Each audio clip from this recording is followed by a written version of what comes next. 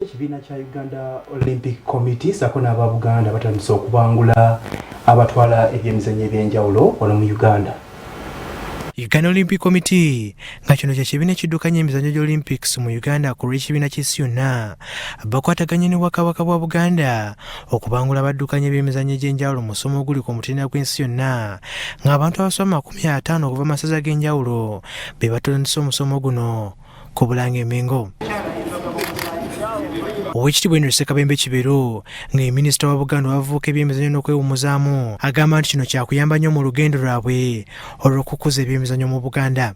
Omusomo guno mukulu gwa byafaayo bwe gusookedde ddala tegubangawo ku ddaala lino. Ate nsanyuse nnyo bwe ntegeezeddwa President nti omuntu atandika nga alina certificate n'alinnya n'afuna diploma n'alinnya n'afuna degree esooka bachelors naye nga bw'aba yeewaddeyo asobola okufuna ne master. Tulowooza nti abavubuka baffe bwe banaakitwala nga kikulu bajja kufuna emirimu, bajja kufuna okumanya. Tournaments zaffe zonna tujja kwongera okuzizimba okulaba nga tusitula tuzimbe obwakabaka buno.